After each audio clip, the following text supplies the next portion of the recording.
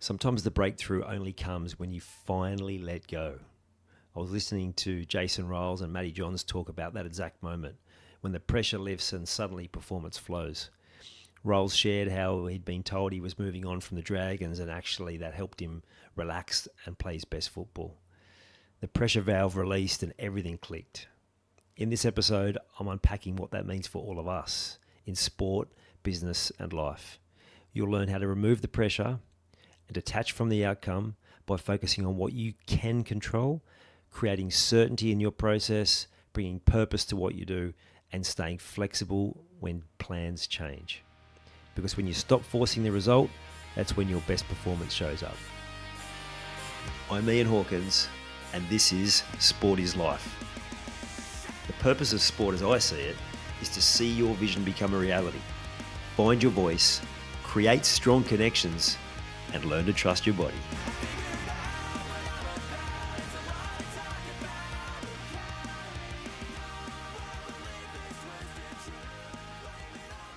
Have you ever noticed how you can push so hard for a certain outcome, and then it's almost like the moment you go, I'm giving up on that everything starts to unfold? There is a lot to be said for when you release the pressure valve in any situation, that you increase your performance. The art of detaching from the outcome. And now it's easy to say, not always easy to do. I was listening to a podcast today. It was Jason Ryles talking to Matt and Cooper Johns. And one particular story, they were talking about Ryles he knew he was getting moved on at the end of the year when he was at the Dragons. And he just said, if I know I'm moving on, I'm just going to make sure I go out playing the absolute best that he could. And he got Player of the Year. And Matty went on to talk about how it's amazing, isn't it? Like you remove the pressure, and the pressure often that you put on yourself. He said, just goes to show is that, he said, when you're being moved on, almost the pressure alleviates. And Ryles, he's like, yeah, massively. And then Matty's like, it just goes to show in football, when you remove the pressure, which a lot of times is that you apply that to yourself, how much easier it is and how much better performance. And it really, that really resonated with me, because it's everything I've learned about performance. It's everything I've learned about outcomes, and how much we can get caught in worrying so much about where we're heading and the result and how we're going to get there and all those sorts of things, that we lose track of just coming back to presence and just knowing that the outcome will be the outcome. Sometimes that's so much easier to say, but it's also can be challenging to actually do. So how do you actually have that focus of detaching from the outcome? Well, one of the ways is to get control of what you know that you will have an outcome for. So create certainty of where there's uncertainties to a certain degree. So when you can create outcomes that you know you can absolutely tick off no matter what, then that gives you an increase in detaching from some bigger outcome, but also just getting you back on track. But one of the bigger ways is tapping into that sense of purpose. If you look at what he was talking about there, Ryles was saying he was getting moved on, pressure alleviates. The purpose is, he knows that he's got to give himself the best opportunity, like he talked about it being a team-first mentality, to say, I'm going to do the best for the team no matter what. So there's a sense of purpose there. He's going to the greater good, beyond just him. He's going to make sure he's putting absolutely everything in for the team. I imagine there would have been an element making sure that he's going to get an opportunity somewhere else. So again, that's a purpose that's beyond him.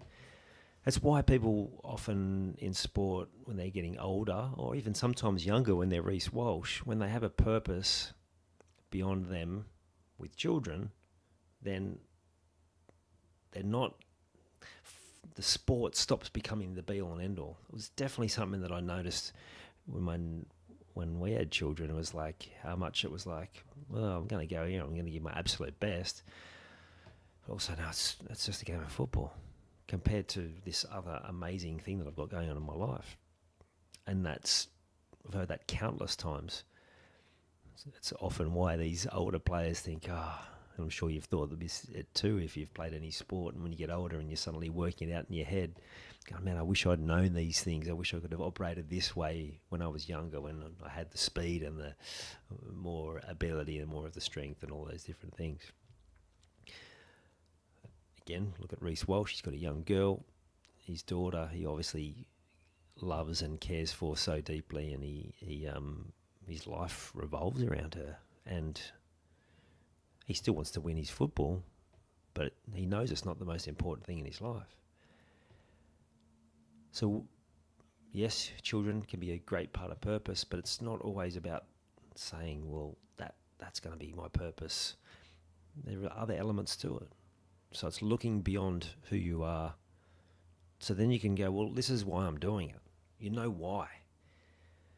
And then we build in a process of certainty that I can follow this and the outcome will be the outcome, because sometimes in life, like in sport, no matter how well you do, you don't always get the result you want, because it just doesn't work that way. Sometimes the result might take longer, or sometimes you realise you're actually heading down the wrong path altogether. So when you come in with a why, with a purpose, why am I doing this? Not just self-serving, but beyond you.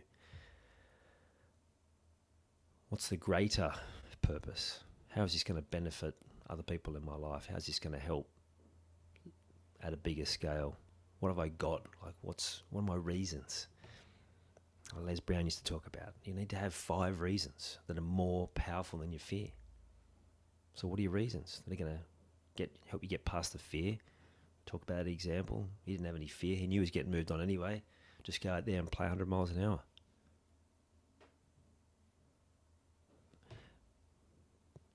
Family element, absolutely. Contribution element, that's a great place to find purpose. How you give back. Like a legacy element, like what I want to be known for, remembered for, like what. Come back to a story I've told many times, sitting there at my dad's funeral, hearing all these amazing things that he's done and the life that he's lived and the people that he's helped. I'm like, what have I done? It's quite confronting exercise to take, but it's a powerful one.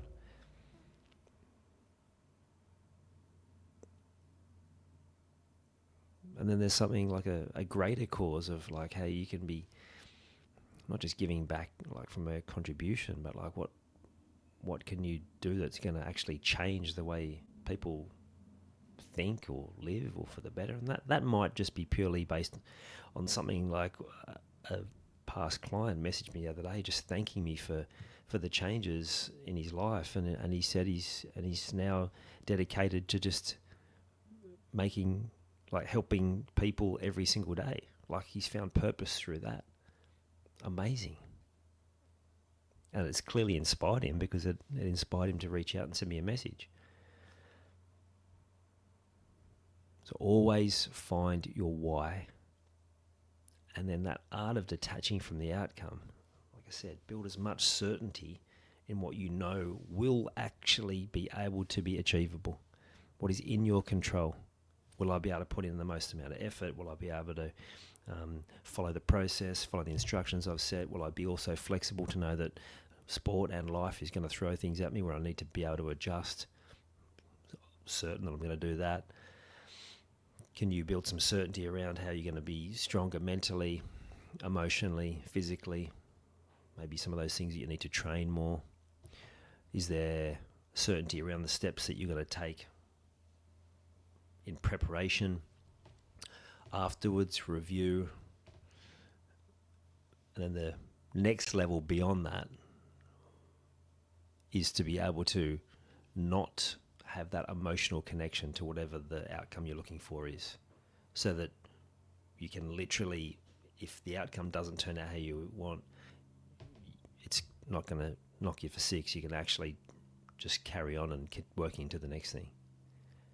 And that takes some deeper work, and that's where you need to go into that inner program that I've talked about, the software of the mind, the stories you tell yourself, and recalibrate and reprogram. And that takes courage to face, but it was always worth it. I've never met anyone that has gone down that path and then regretted it, because then they realise that they're capable of so much more. They have better consistency. They lose that sense of inadequacy that often shows up when they're feeling like they've got something wrong or they're floundering. And it sets them on a path to, it's like an exponential curve of performance to outcomes well beyond what they used to beat themselves up about. So take your pick of where you want to start. Start easy with getting that certainty, build in process, and then when you're ready, find someone that's going to be able to help you with that programming to rewire your thinking and change the full future trajectory of your life. You've taken the time to listen to this whole episode. Now it's time to take action.